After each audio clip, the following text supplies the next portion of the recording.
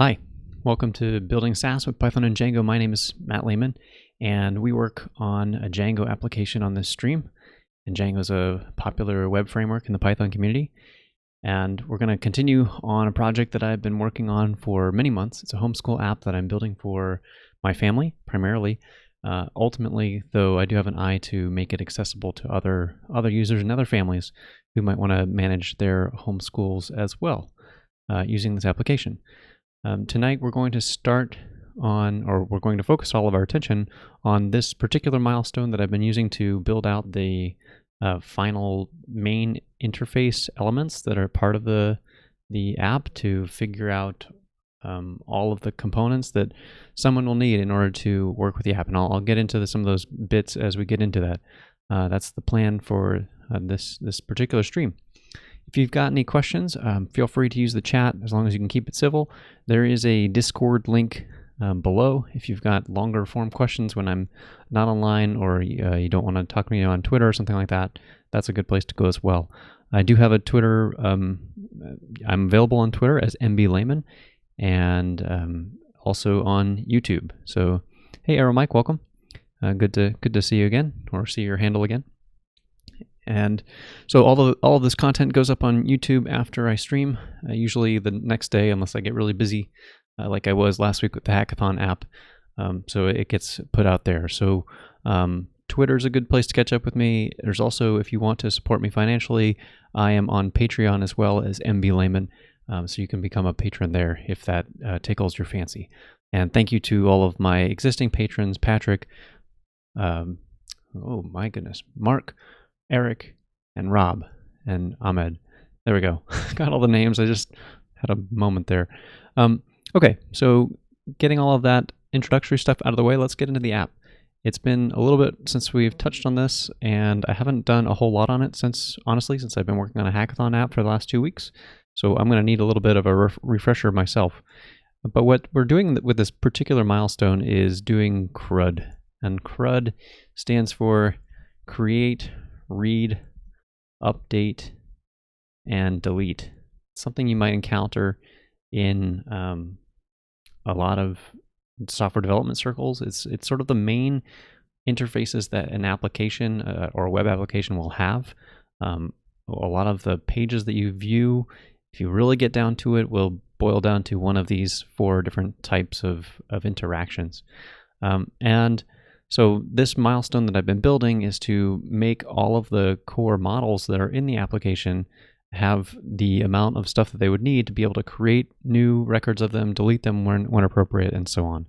And we're getting down to the end, and we're kind of at the fit and finish stage of this work. So I think what we'll probably do is just go straight down the list. I don't know how much we're going to get done this evening, but we'll try and tackle one. So let's start with enrollment. And that was new from GitHub, a little pop-up there. So what is enrollment? I'm going to bring up the trusty models diagram that I have so we can get some notion of it. And that's teeny tiny. Let's blow it up here. So this app's all about homeschool. And there's a concept of a student being in a grade level in order to be connected to a particular school year. So the way that that connection is wired together is through this extra table called the enrollment model. And the enrollment is a couple of foreign keys. It's a foreign key to the grade level and a foreign key to the student. And what I need to do is create a page that will let the administrator, who is the user, connect their students to a grade level. And I have to think about where that page is going to live, or where you're going to access the page, I guess is more accurate. And then we need to talk about the data that will go into that.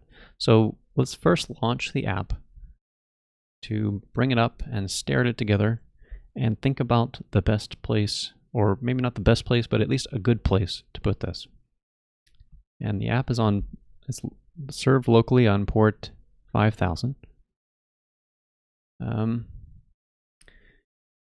That's a good question, Daniel. I try and stream every Wednesday night at 9 p.m., but I could be better about putting up a published schedule. Usually I just replace like my background image, but that's not a really good way unless somebody's actually coming to my stream. So I'll try and look for tools to be better about that, so that somebody could find like a public schedule, and that way if that happens in the future, I would love to have your viewers, so we could continue on conversations when you have to go be off with your family or do whatever you do for the rest of your evening. But yeah, thanks for the suggestion. Okay, so we're in the application here, and this, as I've mentioned on previous streams, this is like the tactical, what is my spouse going to be doing during the week, seeing her week view of here's what my kids are going through, and this is the execution mode. And then when I've described this previously, this other part is like the planning mode of this. So when it's on the weekends, when she has to put new material in, this is the place. Oh, okay, cool. Thank you. So this is the place where she'll add new tasks for the app and get going that way. And I think this is probably one of the areas where we might want to connect this. You know what? No, it's not. This is not where I want to have enrollment. That makes no sense. So this is all about the school year. And so the final step in the flow is like connecting students into a school year. So the flow of this whole app is you build out your school year, you put all the courses and tasks and everything together into this big machine kind of deal that keeps people on a schedule. And then you add students into that so that they can have associated work with it. So I do have the students page, and right now it has, as you can see, basically nothing in it. It has a button to add a student and another button to go to their grades page, which is a whole other topic that I'll cover on a different day. But there's clearly some stuff that's missing from this page. For instance, my sample data is my two children, my son Mark and my daughter Faye, and they're not listed on the students page. So clearly that's one thing that right out of the gate is missing from this page. So we should list any students that are already there. And then I think the proper thing to do this enrollment is get the current school year and perhaps provide some UI here that says like enroll now or list their enrollment status, that kind of stuff. I have a feeling what's going to happen in this particular stream is I'm going to just completely knock in some really terrible looking UI just to make sure that it works and from a display purpose. And then offline, because I've found that offline tends to be a time to put more thought into user interface, that's when I can add some polish. But it gives you the idea here of everything that will go into this flow. So I think before we get to the enrollment page, let's go ahead and populate this students index page with the actual students that are available in the system. I think that would be a good first step. And I also am going to want to use the debug toolbar probably, so we'll kill the server here, and next time we bring it up, I can launch it with the debug toolbar. Y'all don't care about my test settings. That was something else I'm doing to be released next week. But let's go to the students views where this particular index view is. And you can see that it's just a template view right now. It's this index view right at the top. And it has no context data in it. So we need to fill that in. Okay. And just to make sure I'm being sane here and that it is in fact what we're seeing. Yeah. Okay, so here's the index page. It's those couple of buttons that we saw. And we're going to fill this in later. The first thing to do is add the context to the view so that we can work from that. And let's do this properly with let's do this with test-driven development. We can debate whether that's proper or not, but it's a technique I like to use often. And then we've got the student index view, and we'll add a new test. I could add it to the get test, but I really kind of want that get test to be just proving, can you access get a 200 request out of the page if someone's logged in?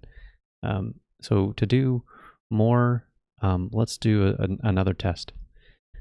We'll say test has students, and I'm going to put a doc string here that the user's students are available in the context. That's pretty clearly stating the expectation of the test. And we're going to shamelessly steal from up here because that's already a good working test. And I'm going to change it to a get because, yeah, I don't need to necessarily, well, I guess it doesn't hurt to leave it as checking the 200 as well. Kind of ensures that before it does any of the following assertions that the page was at least doing the right thing. Let's add 2 separate students to the list. And in order to do that, I'm going to use the student factory. And I want 2 students in this test because I want to do a test that checks that you're only getting the students for that particular user. So the first student factory, because I'm using factory boy, it will go and it's got the student has a foreign key to the user of the whole system. And so since I'm not providing a user, it's going to fill in a separate user. So it'll be a different user from the one we want to test. And we'll make another student here and say student factory, and I believe I just called it user in the student model. I can check that. Let's check it really quickly. Oh no, I'm totally wrong. So we'll actually need the school. My bad. I knew it was seeming a little too direct to have the user completely wired to the school. So the school is like the common element that that the user goes to, and I added that as a property of the user custom user class. So that's why I'm able to access it here. So now we have a student whose school is the same school that belongs to the administrator. And then we're going to use stuff from Test Plus, Django Test Plus, to get out something out of the context. So I'm going to say we're going to pull out students from the context because we expect it to be a list. And we'll use self get context, and the key that I'm going to put it in as is students. And then finally, I want to assert that the list of students, the list view, because it's going to be a query set, is equal to student. Okay, so that's our test. If we run the test, it should fail because we haven't added that context yet. So it's doing an assertion error that says that key is not actually in the context, so what are you doing?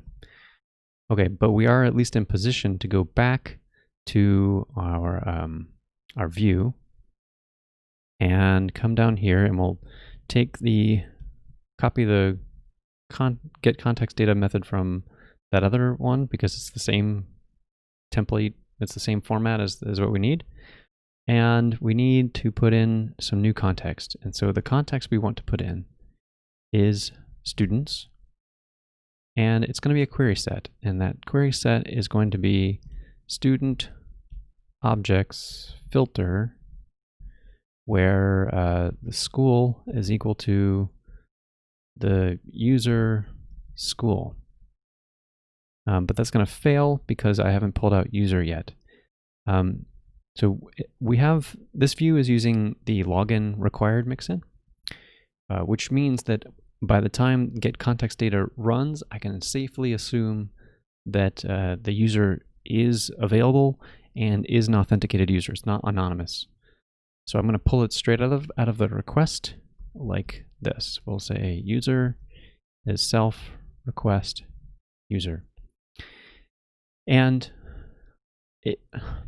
so I could also do it this way. I could comment out this thing and say self request user this way.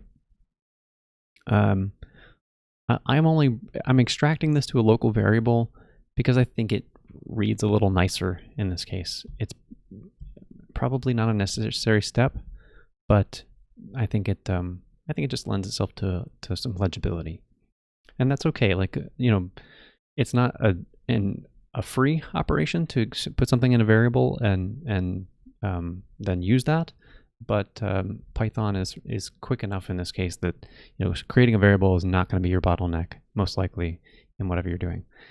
So now we have this query set that we're getting from student objects filter, and we're sticking it into the context. And now if we run the test, I got the wrong name somewhere. Student index view, students index. What did I do wrong? Oh, I didn't return context. So it had no context. Or I don't even know what it would have had at that point. Yeah, probably, but it would have been a none. And so it was failing. Okay, great. So we've got students in our view now. And we can come back here and we can run. I'm going to turn I've started to use this little trick. I gated the use of debug toolbar behind an environment variable, and I've named it debug toolbar. And the reason I did that is because for whatever reason, some combination of my browser and Unicorn and debug toolbar can make requests go really slowly. So I don't want to necessarily run it all the time, but by using this invocation style here, where I put an environment variable before my make command, it makes it available to the environment. And so I can quickly turn the debug toolbar on and off that way. So I'm starting up the server again, and we'll come back here, and this time when it refreshes, debug toolbar is available. We can check the context by going to the template section and go to context. And here is our query set. And this is why I had to make it a list in the test, because if I didn't in this test use a list to force the evaluation of the query set, then it would have failed, because it would be doing a query set comparison versus a list comparison, which doesn't work. But from the template's point of view, that's fine, because we're going to iterate over it and it'll do that evaluation at iteration time. Okay, next thing to do is to update the template to display the students. So we will go, I think we're done with the test case for now. And we'll go to the students index file. And we'll put them, just for brevity, we'll do them right here. And do a for loop. And we'll put out, for the moment, I'll just do a paragraph tag that has a student, and I think I did full name as a property.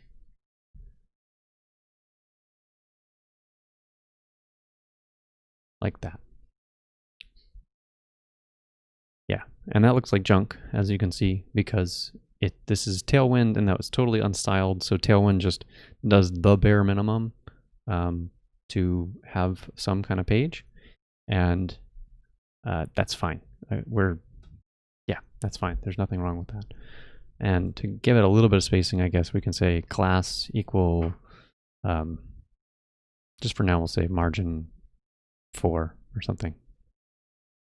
That would give some breathing room for the two. How about margin Y4? I can't just let it go, can I?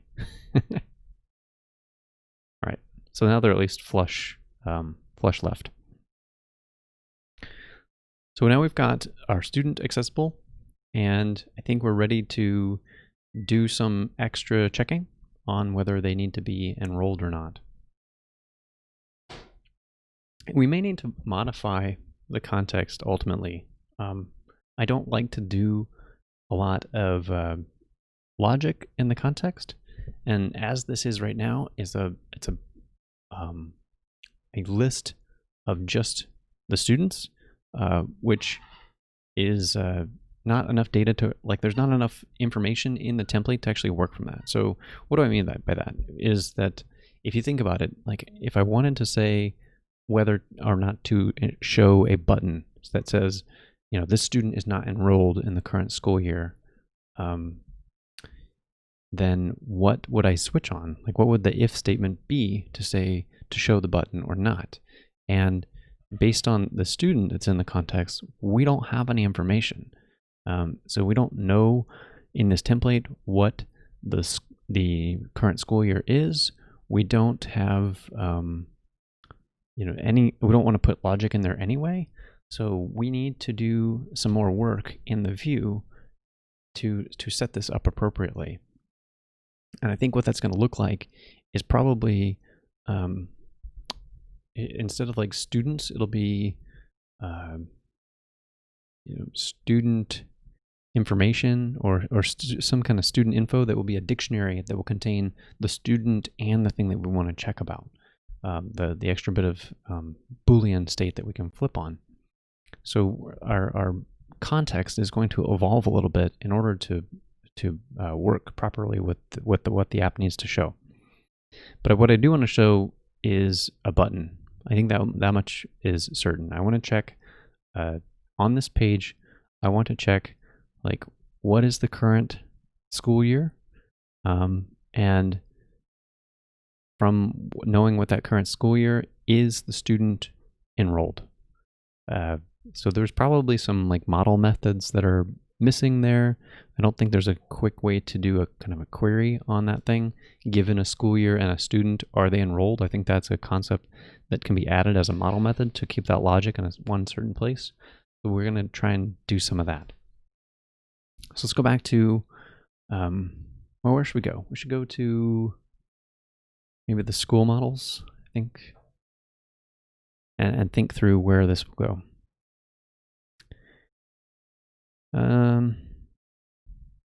So you can see I have a class method here on school year that takes a current year. And I added enough type annotation here to show that this can optionally return a school year. That's going to be important because I'm going to need to check. It tells me that I need to check for none if I end up using this thing. So what do we need to put in here? I'm trying to think through. I don't want to like just talk for no reason, but I want to make sure that I'm keeping you all aware of what my thought process is.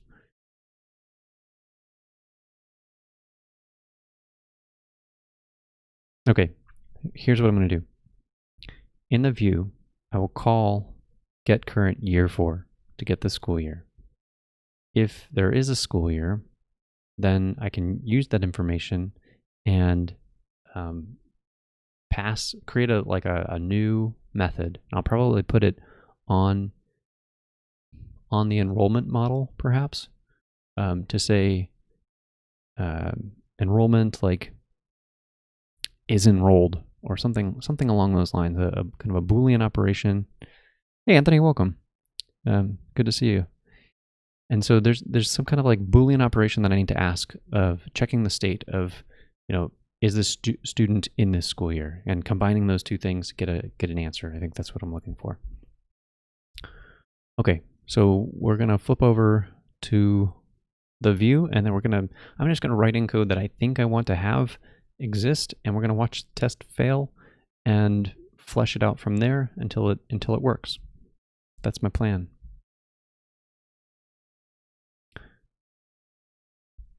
So we're going to say school year, and this much we can do with certain clarity. We can say school year get, what did I call that? Get current, there it is. Get current year for user. And here's where pulling out that user as a local variable starts to become nicer. Because if I had to say self request user, yeah, you could get it, but it's less nice. And, so this variable is now going to be either a school year or none because this thing is optional. So we'll have to watch for that. I do have some MyPy type checking in here that will keep me honest about that. In fact, so I use MyPy at work, and I've started to really zero in on what do I like about type checking and MyPy in particular in the Python ecosystem. And for me, the 95% use case is optional. So optional, my class. And I like this because optional is just a fancy way of doing a union type, and a union type is a fancy way of saying the result can be multiple things. But it's a union type of whatever thing you're trying to return and none.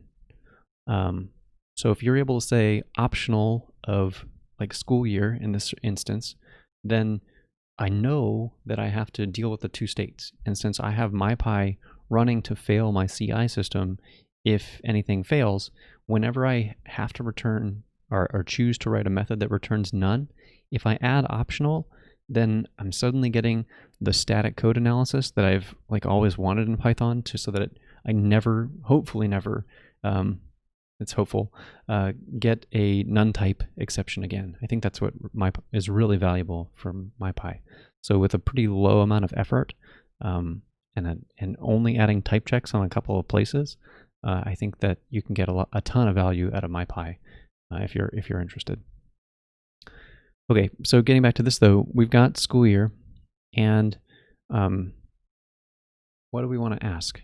We want to do a query. We want to do a query operation, and that query is going to be, I want to answer the question, is enrolled, if I could type.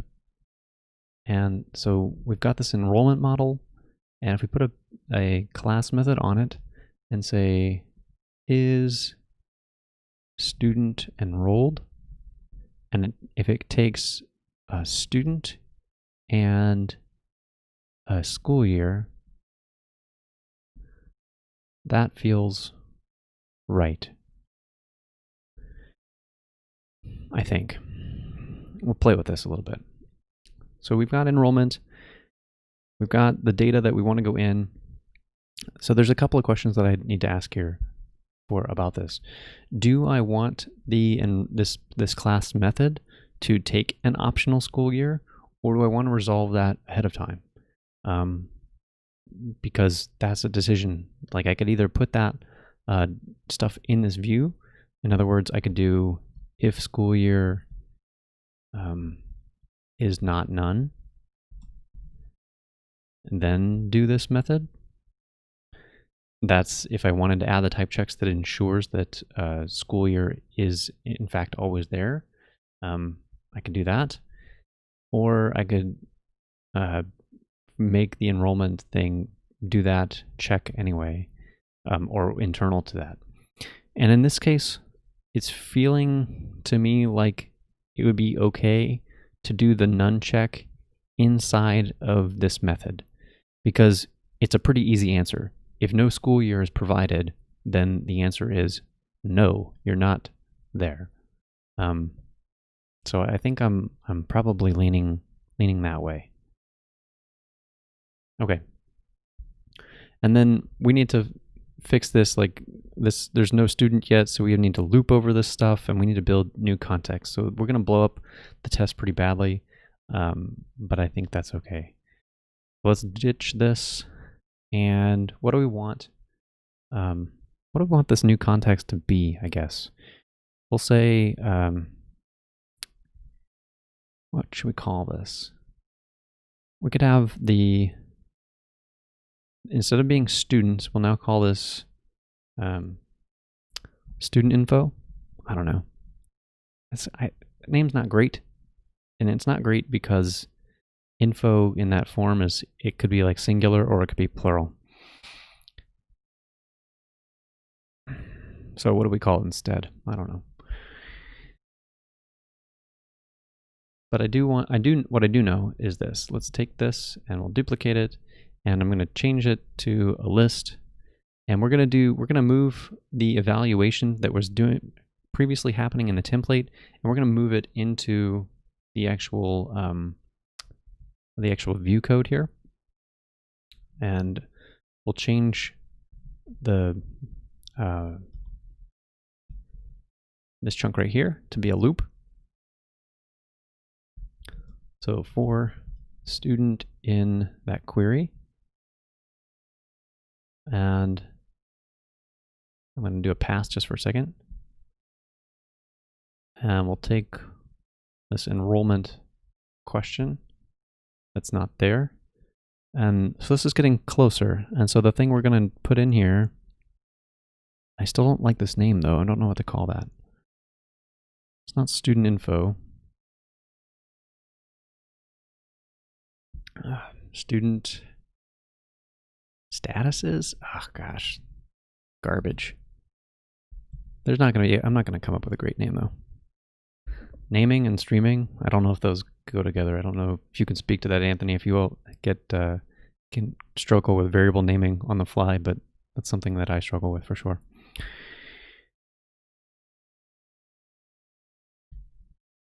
So I'm going to use statuses because it at least lets me do a plural in a decent way.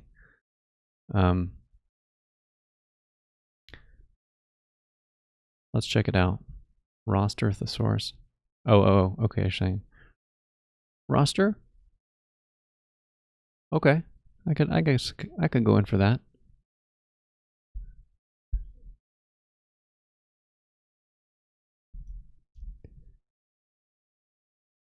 Yeah, we'll do that for now.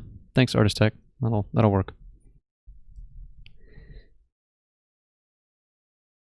And so we're going to, in each pass through the loop, we're going to do this. It's going to be a dictionary, and the dictionary is going to have a key that is the student. So that'll be a nice access pattern in the actual template. It'll just be a dot access. And so we can say student, so that's an easy win there. And then we can say is enrolled, and we'll give it the, this thing here. Okay. And then finally we can delete this pass, and that's looking pretty close to good enough.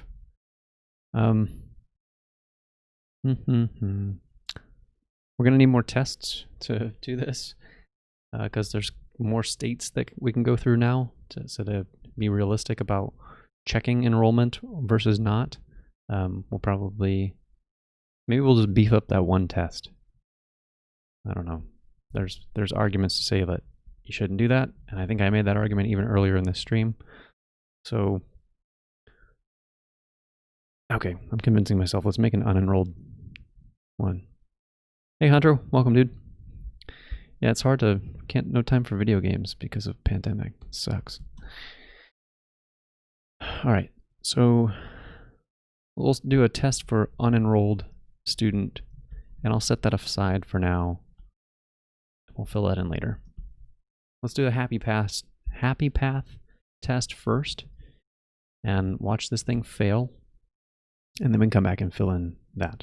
So we got a name error because I didn't import the model, and the model is in the students app, I believe. Yeah. So enrollment goes here, and if I am not remembering that correctly, then this will blow up in a different way. Okay, good. So now we're getting to the actual class method that we still need to define. And we can leave that test sitting there for a moment and go over to the student test models. And there should be a test case in here for enrollment. And here it is, nice, short and sweet. And we can say test student is enrolled.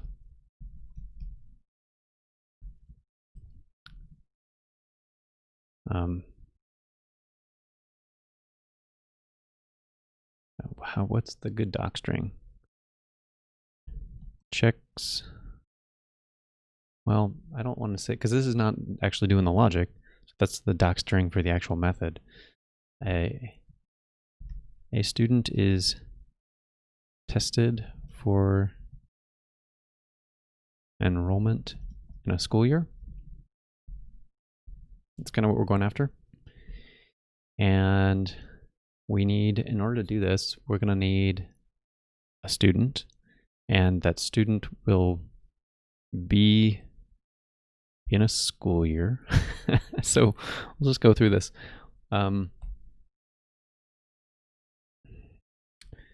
Yeah. So let's get a student factory, and we'll say is enrolled is the outcome we want, and we're going to pretend that the method exists. Is student enrolled, and it takes a student, and it takes a school year. And we want to assert, and then this one I'm going to connect them together, so that we want to assert that is enrolled is true, which won't be right now because we have not done the setup properly. Enrollment is not defined. Oh, I'm using factories everywhere in here, and I haven't actually imported the model. Wow, how about that? Okay. From homeschool, students, models, import, enrollment. Okay. Now we're ready. We've got enrollment. It's going to be a class method. It's going to take student and school year, so we still need a school year. So we need school year, and so that's a school year factory. And of course, we're not actually importing that, so keep going down this little rabbit hole. We'll get there. The school factory, and then the school year factory. Okay. And come on.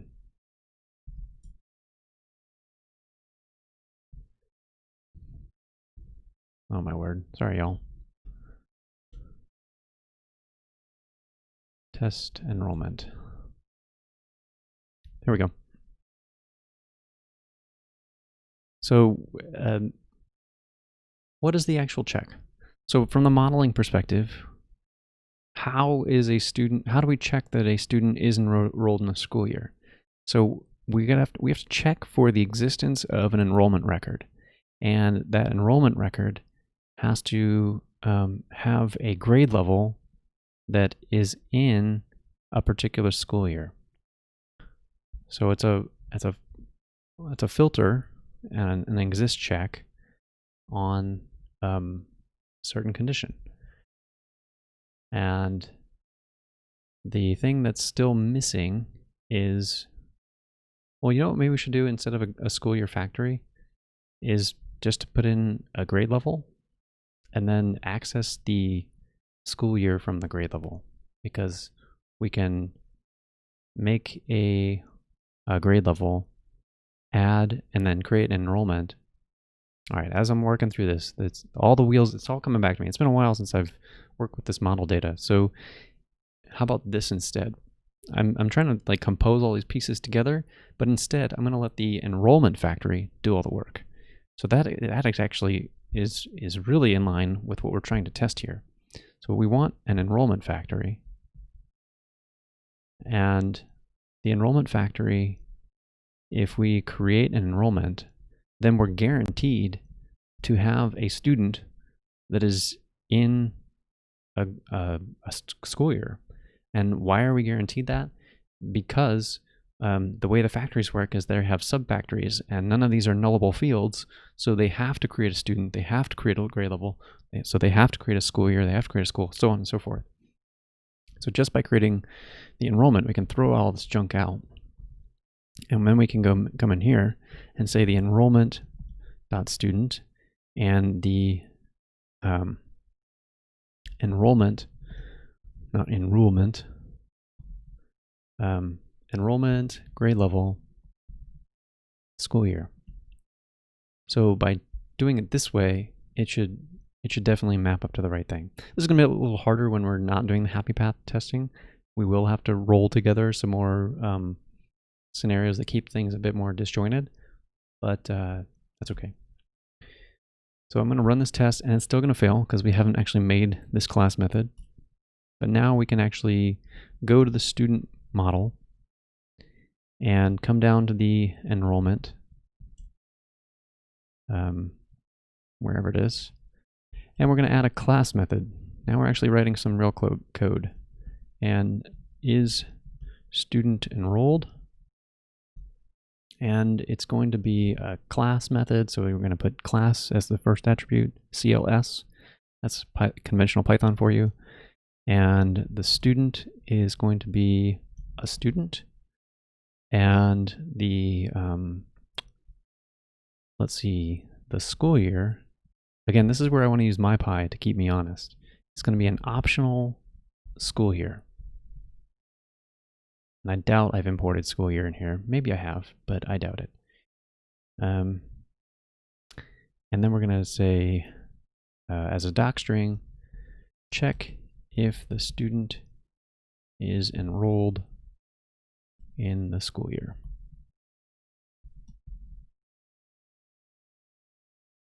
Yeah, so school year is not in there and optional is not in there. So let's add some type information if you've never seen that before. So we want to do two things. I want to do from typing, I want to import a special variable called type checking. And I also want to import optional. Okay. And then after the imports here, I want to say if type checking. Then we'll do from homeschool schools models import school year. This will make sense. Hopefully, will make sense in a second when I explain it. So we need optional because that's the thing that's telling us that something is possibly none. And this type checking thing is the extra bit here that's interesting. This typing module includes this type checking variable because you may not want to necessarily import something at runtime. So it gives you this hook that is only going to be true when the type checker is running. If it's at runtime and the type checker is not running, then type checking is false and this is never imported. I find that we have to do this a lot at my job, which is a big Django shop, because we have a gigantic application. And if you have too many Django apps that are importing models from each other, you start running into scenarios where you can get in really hot water with circular dependencies and circular imports, I should say. So I'm doing this as a safeguard to protect myself, where I avoid any kind of loop where students might import models, which in school year imports, I don't think that's really the case here. I think it's a cleaner import hierarchy than that. But that's kind of a side effect that comes up when doing type checking, which might be an indicator that maybe from a design perspective, it might be saying like, perhaps I shouldn't be passing this to this other app because in crossing app boundaries. But I think something has got to give. Like there is a boundary crossing that happens between two applications, between my student's app and my school's app. And so I'm having to live with the importing it in this way. Okay, so if we go back to the enrollment class, we now have a class method, but at this point, it's not doing anything. So this should still fail. It's going to say, oh, hello. All right, so this is where I might be learning. I'm learning here with y'all. Something we're doing at work is still using Python 2. We're getting off of it. We're getting close. But all of our type checking is with type checking comments. And when I'm working in Python 3, now we're talking about real names. No, I just said I hid that import directly behind an if type checking up here. And so now at runtime, what's happening is it's failing because when Python is running, it's seeing school year, and it doesn't know what this is because nothing's been imported. I'm guessing I can get around that by making it like this. I don't know, though. That doesn't seem right. But I'm not an expert in this area. So let's explore, shall we? What does MyPy say about type checking and that particular variable? No, it's not going to come up there. All right, we're going to search the docs for this because I know I've seen it.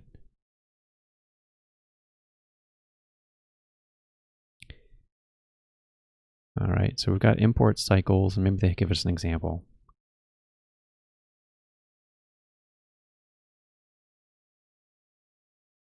Okay, so I think what I said is right. Maybe. But now I'm getting a different error. Now I'm getting, I think that was a Flake 8 error. Because from Flake 8's point of view, we're not using the school year model. And it doesn't, Flake 8 doesn't understand this if type checking thing. I think my best option, sadly, is to say, shut up, Flake 8. And I believe I have a MyPy target. So let's try running MyPy to see if I'm doing the right thing. Okay. So I think I did the type annotation stuff correctly there. Sorry for the little detour, but that's how it goes. And yeah. And we can check, well, I won't worry about the little downstream thing of that yet. So now we're in is student enrolled, and we can come back to the test for enrollment and run the test. Hopefully it won't give a runtime failure. Now it's given the error message that I expected, which is, I don't know what this is, or it's a none because we didn't actually return anything. So I can make the test pass by returning true. So we've gotten to the green step. If you're like a TDD purist, this is what people would say. It's like, write the simplest thing to make the test pass. But I don't follow this like ideology here. I think that's silly because then they'd say, well, your next action is to write the next test that would cause, satisfy the next condition. And I'm going to jump ahead a little bit. I don't think it's necessary to get that granular. So what do we really want? What are we trying to check for? We're trying to check that is there an enrollment, is what we're going after, where the student is equal to the provided student, and the school year, the grade level, or there exists a grade level that is connected to a school year. And that school year is the school year input value. And we want to say exists. Now the test should still pass because we did wire it that way. Okay. So there's two more tests that I want to run for this class method. I want to check the negative case when a student is not enrolled, and I want to check a case where the school year, because there's this optional value, that the school year is none. And this may actually work. Like I don't know what Django will do if this is none. Yeah, I literally have no idea. So we're gonna see. So let's take the same structure that's here because it's pretty close to what we want. And we'll say test student, and we'll change it to is not enrolled. A student is checked.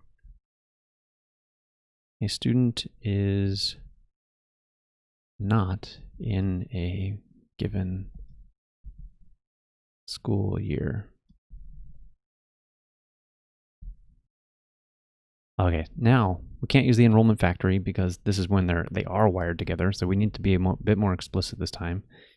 And so we're going to take a student factory and we're going to take the grade level factory because, well, do we even need a grade level factory? No, because we don't need that. We just need a school year. We don't need any grade level to enter this equation at all. So we'll say school year factory, like that. And we'll take off the enrollment here and all of that junk there. And now we expect this to be not enrolled. And that passes. Great. And we want to say test is student enrolled, and we'll say none school year. That test is getting a little, that method name's getting long, but that's okay. When a school year is none, a student isn't enrolled. Kind of describing the requirements that I think we have for this method. So let's take the same stuff, because if we want it to be false, and then instead of having a school year factory, we know that it's going to be optional. So I'm basically going explicitly for the optional side of this. And what I don't know is if the ORM is going to just say that's cool and say false, or if it's going to blow up. Okay, cool. If that had not worked, what I could have done is said if school year is none, return false. In fact, I could still do that right now, and it's the same test. In fact, it's probably even a little better because it skips a query, a needless query. So let's do that. Let's leave that in there. It's very explicit that we're handling the optional case where the school year is none, and we avoid a database query. Okay, so that file, all of those tests pass. Now we've added that enrollment. We're done messing with that model. And if we come back over here and try and run this again, yeah, now we're getting pretty close to where we need to be. We're going to say that instead of this students, it's going to be the roster. Thanks to Artists Tech for the suggestion. And we want the roster. This is going to be a list this time because we had to evaluate all that stuff. So we don't need to wrap it in a list. We want the roster to check that the roster is equal to a list. And that list is a dictionary that has a key of student, and the is enrolled side, because that was the other piece that we put in there, is going to be false, right? That's what I think I expect to have happen. Great, test passes. Except this is what we were going to do for this unenrolled test. All right. Well, we can... Yeah, now I'm wondering if we should just... No, I like that. I'm going to just take all of this completely. This is going to be the unenrolled test. And we'll come back in and we'll fill in to the enrollment on the positive case there.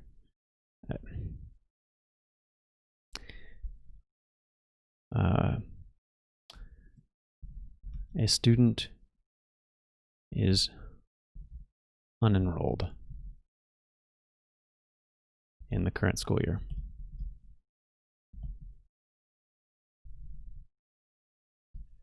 So that's that scenario, and we copied the test, so I would really hope it would still pass, and it does. And then we can come up here, and we need to now do what? We need a What we really need is an enrollment connected to a proper school. So there's two ways we could go about this. What I think I'm going to do is, no, we need an enrollment record. We must have that, otherwise it's not going to work. So in order to get this to be true, that's what we're going for. That's the final state that we expect this to be in. But we have to get to the enrollment, get an enrollment in there. So one side of the enrollment, we're going to use the enrollment factory. And one side is the student. That's all good. And the other side is the grade level. And that's what we need to add. But we are going to let Factory Boy generate the grade level, but we have to provide the school year. But we don't have a school year yet because we haven't created that in the test. So we're going to also let Factory Boy do that, but we do have the school that we need to wire these together with. And that's going to come from the user's school. And I guess we don't need to technically keep the enrollment in a variable because we're just going to, the fact that this exists should be enough to make this pass. Great, passes. All right, so where are we at now? We've got this extra roster data. So we can go back to the template and do what? Change the structure. So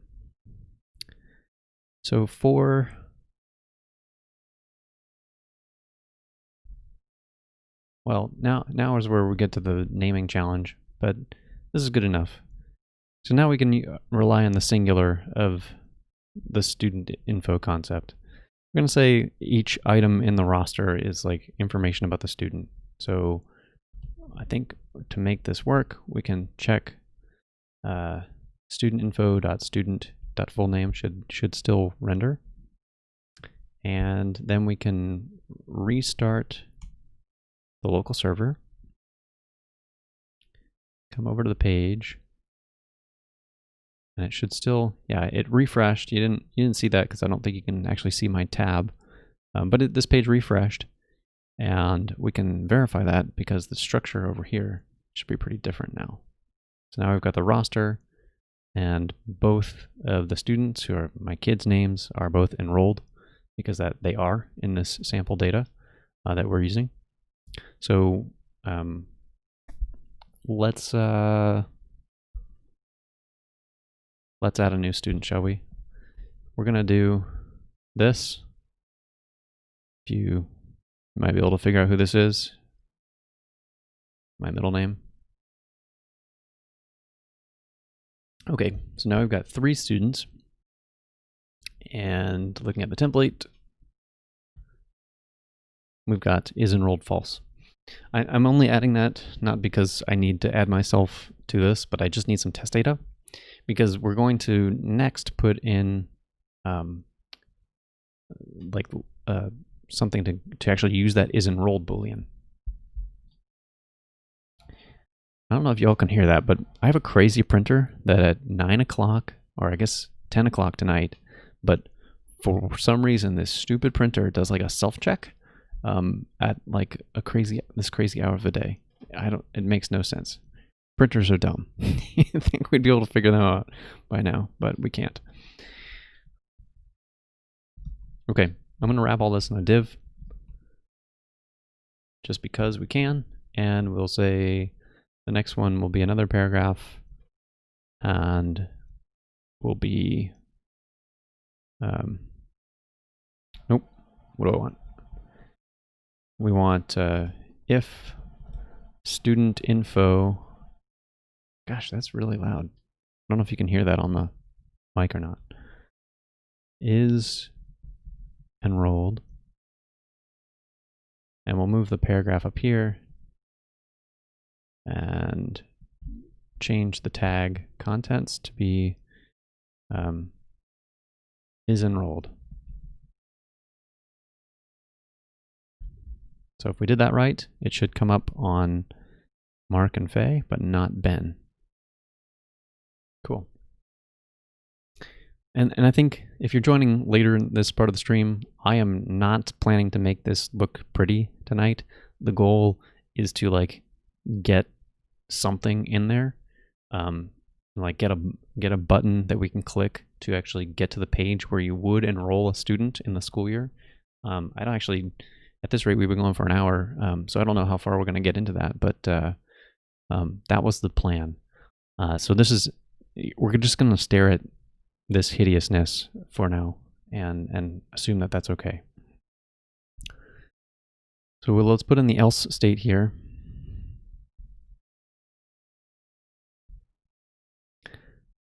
And we want to say, let's take a button. We'll take this button because it's here. Put it there. Indent it. And enroll. Should I just say enroll? How dumb does that look?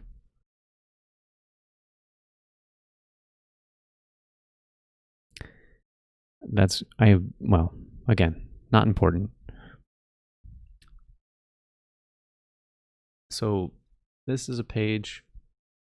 This is going to be like a create page that we really care about. And the enrollment model is in the student's app, so it's going to be in the student's namespace. So let's go to the student's URLs file, see what's there. We already have a create view. What convention did I use? I have some other conventions where create is the most obvious name for the student's app, but it only works for that, or for the student's model in this app, but it only works for the student model. For other models in here, I need a different naming convention. I could put them under their own URLs, but I don't think I'm going to do that. So what is the other convention that I use? I think I've got examples in the school's URLs file.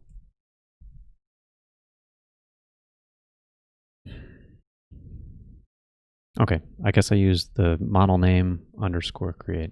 All right, good. So we're going to add a new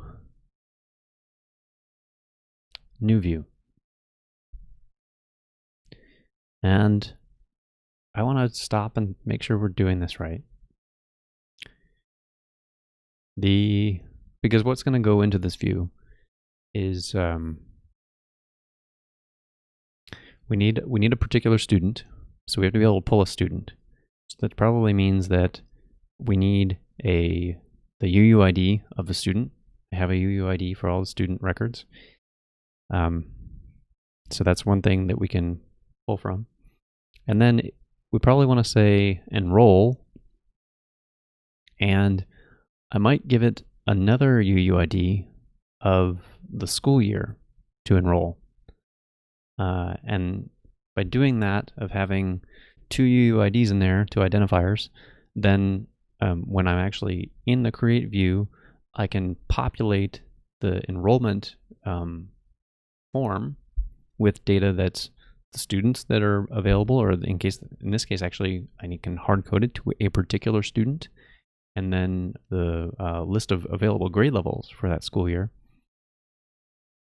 which should really simplify the form down to just the thing that's needed.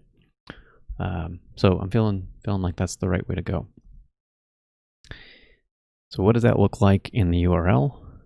That's going to look like a path, and the path is going to be a type of UUID with a variable of UUID, and that's going to be the student UUID.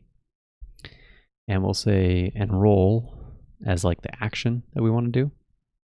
And then we'll give another UUID for the school year UUID.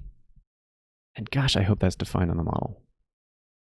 I've been catching myself that I've made a bunch of models that I have not always consistently added a UUID to them.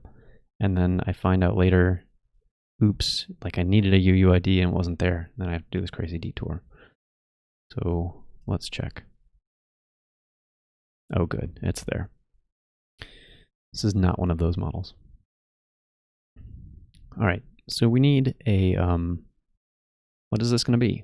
We need to call this, to import a view, and then we're going to be the enrollment create view as view, because it's going to be a class-based view, and the name will be enrollment create. Okay. And Vim is telling me that there is no enrollment create view. How astute, it's correct. So we need to go do that. We've got, we can go to the views file. And is there any create views already in here that we can copy from? Probably. There's a student create view.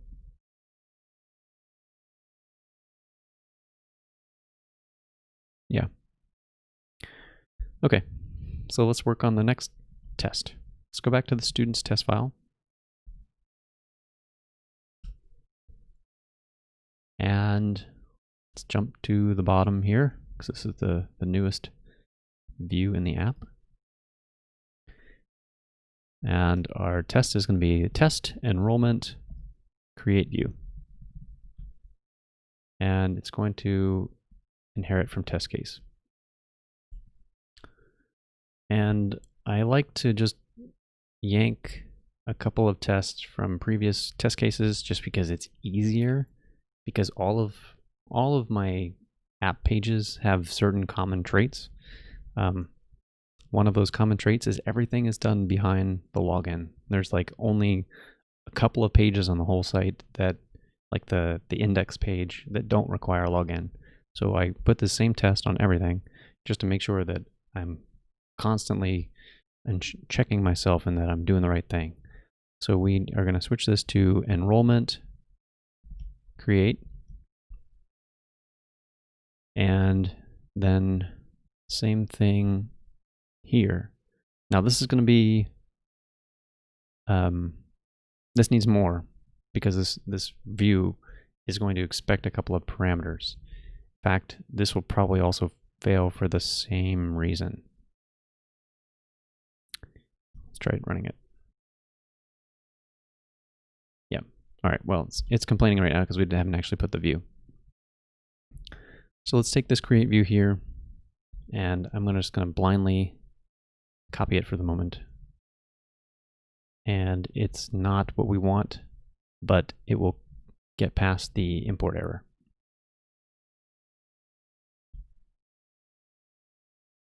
Okay, yeah.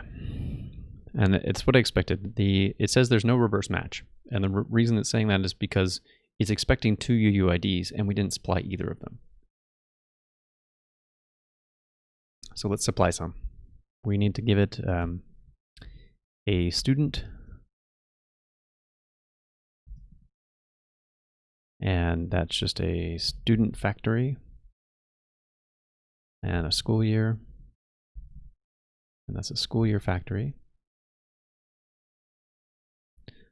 And technically, I don't really need them to be actual model records, because this particular test is just going to fail long before it gets to any of this checking. So I could give it any 2 random UUIDs here, and that would be fine.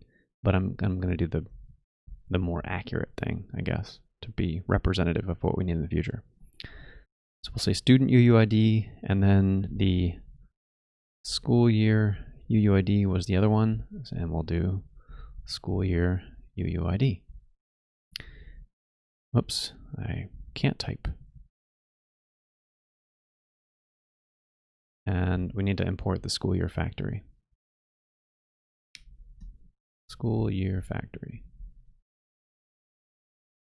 Okay, so now this test should pass. And that seems really dumb, but what you really need to recognize is all we're doing with this particular test is checking that this login required mixin exists on the test. That's it.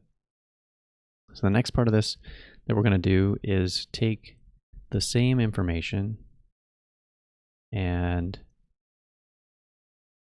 this time we need to pass in, we need to actually connect this to the right user. So we're going to say school is equal to user school, and the school year is school, I think it's the same thing, user school. Both the school year and the student have connections to the school. That's their common ancestor. And then we put in UUID, just like above, is the student UUID, and the school year UUID is equal to the school year UUID. Okay. I don't know what's this. This might work because it's pulling all this other information, but it's definitely not the right thing. No, okay. It doesn't work because there's stuff in the template that's calling for a URL that template doesn't have all the right stuff. So rather than even think about that error message, let's just start correcting what's here. For the moment, I'm going to comment out those two fields. We'll do like error-driven development and work out the problem spots, and that'll be good. So this is the, actually, what is it going to complain about if it really wants a certain template. Okay, you need a query set or a query. So that's the first thing we need, is change this to an enrollment. So you can use a model or a query set or a get query set method. I'm going to try and get away with just using the model because that's the simplest option. And we're going to need to define the fields, probably, is the next thing it's going to complain about. Yep. So you need fields. And the fields that we are going to need are a student and a grade level, because that's what goes into that particular model type. And then she's going to complain about the template. Yep. So it's saying there's no enrollment form template. So we're going to, actually, I don't even think we need to specify the template name. We can just leave it out and just create the right template. Let's go to the templates area, into the students section. And this is going to be,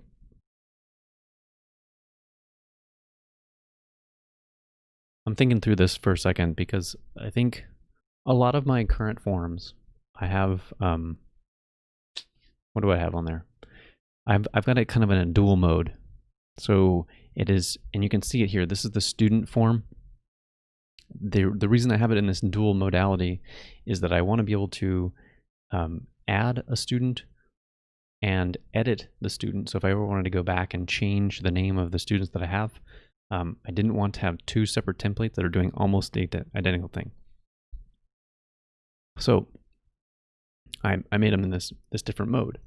But enrollment is one of these things that's like, this is meant to be a permanent, immutable kind of object.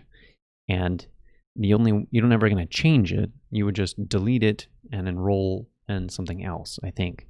So it's going to have a different kind of template. So I'm debating whether it makes sense to use this or not. I think it does, because the only difference is going to be I'm going to remove some of these create attributes. So that's probably okay. So let's take this for now, and we'll do the enrollment form and put it all in here. And we need to kill that URLs thing that was crashing and burning.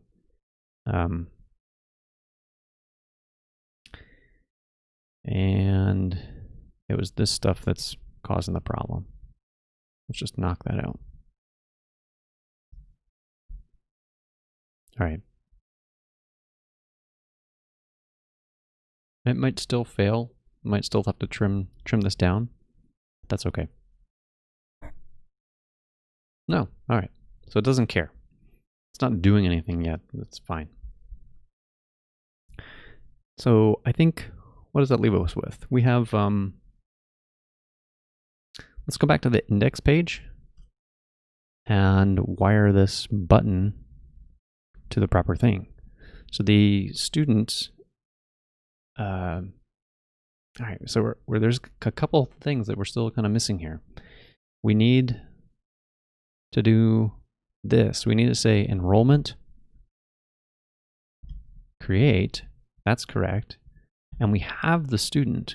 So we have student info.student.uuid, but we're missing the school year right now. If I do this and I come up here to the top, it's going to blow up because well, shoot. I thought it would blow up here. Oh, that test doesn't have an unenrolled student. That's why it didn't blow up. This one, yep, okay. It's going to blow up because the URL call that's there is missing that extra UUID that's required by the URL. So we need to do something extra, and we need to pass in the school year into the context.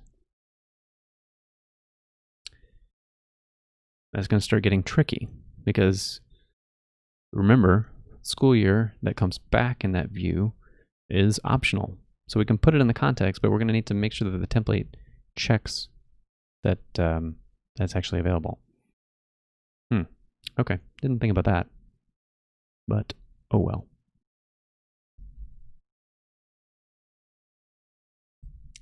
All right, coming back up this way.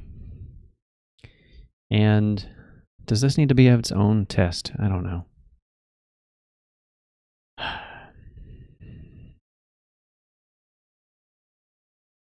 Yeah, probably.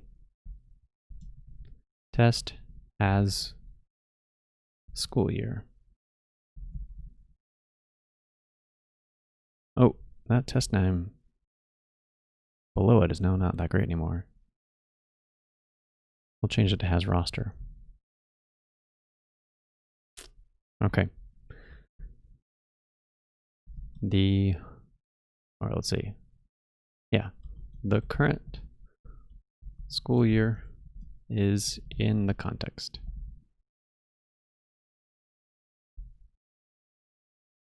And we'll take this guy and we will create a school year.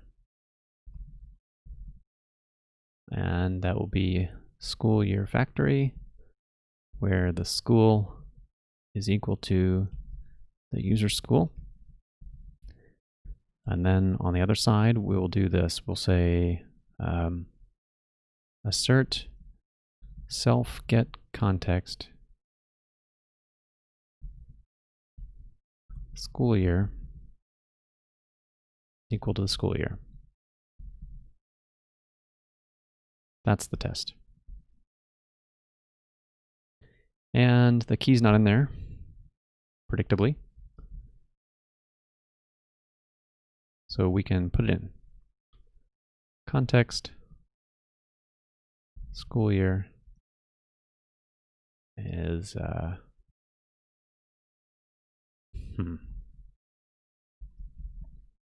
right.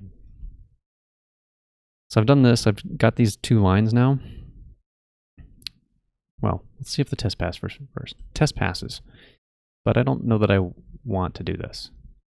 Let's delete this, put it there, delete the local variable, and then access the context directly here.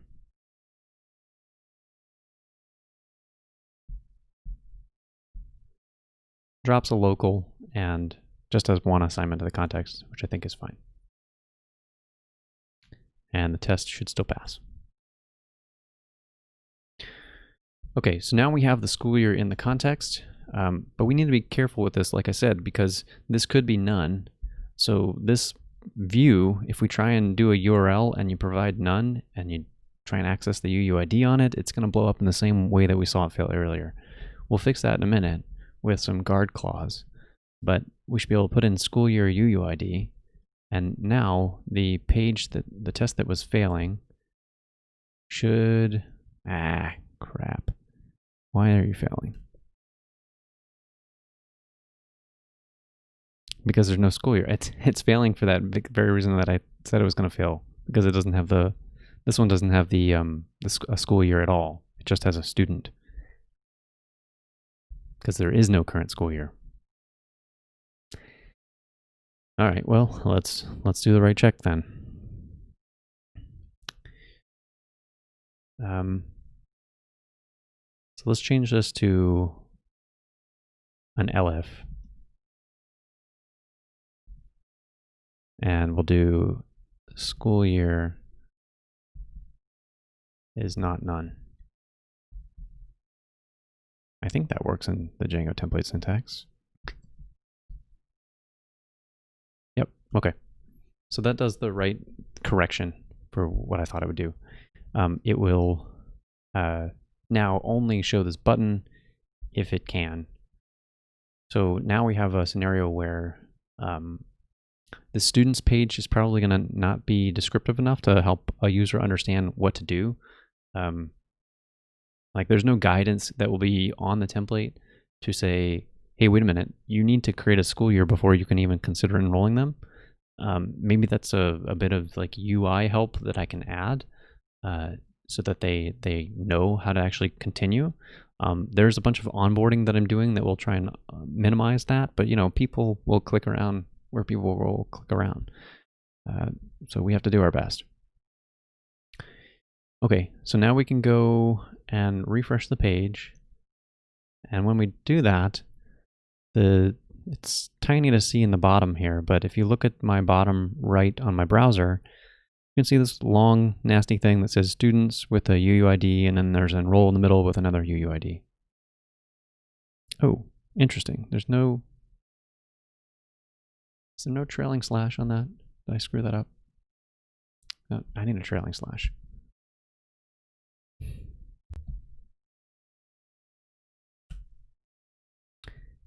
Django's convention is to put like trailing slashes on the other stuff, and I forgot it. I'm going to put one there. Okay. That template looks like junk right now, but because I haven't fixed it yet.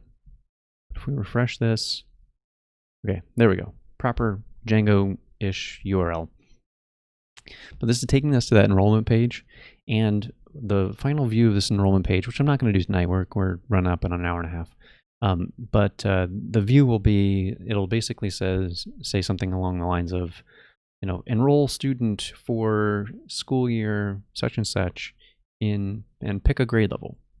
And it will give, we'll be able to, because we'll have the school year, we'll be able to filter to all of the available grade levels and let them just have a single drop down of this is the grade level you're going to be enrolled in, and there'll be just a big enroll button. And the enrollment is a necessary step in this whole process. The whole reason I'm doing this is because a student has to be connected with a particular grade level in order to do the school year. I've got two kids. One's a second grader, one's a kindergartner, and I need to be able to, or my wife would need to be able to tell which one does my son belong and my daughter belong in. So that's the model, and that's why we're doing all this stuff. And it's the last bit of actual like core required modeling that pull the whole application together. Without this ability to connect, no one, if someone signed up from a fresh start, no one would actually be able to do anything. You'd be able to create an entire school year's worth of content, and you'd be able to create all the students in the world, but you wouldn't actually be able to bring them together to actually do anything. So this is kind of the linchpin or the cherry on top. I don't know, whatever way you want to look at it, but it's going to be an important and a nice kind of capping off sort of page. So maybe there's a bit of maybe this form has some extra celebration that can be in here, or we can gussy it up with nicer imagery. I don't know. Something will go in there, but that's what we'll work on next time. So that brings us to the close of the stream for the evening. I do take all this stuff and I put it up on YouTube. So if you want to refer back to something else that I said, that I commented on, you're welcome to do so. I try and write up show notes as well. You can follow me on Twitter as MB Lehman. And I'm on YouTube, so if you want to give me a subscription there, or you want to give a like or a follow, I still, after doing this for like a year and a half, I still can't keep straight which one is which for likes and follows and stuff. But I thank you all for joining in. I hope you learned something, and I'll see you next week. Take care.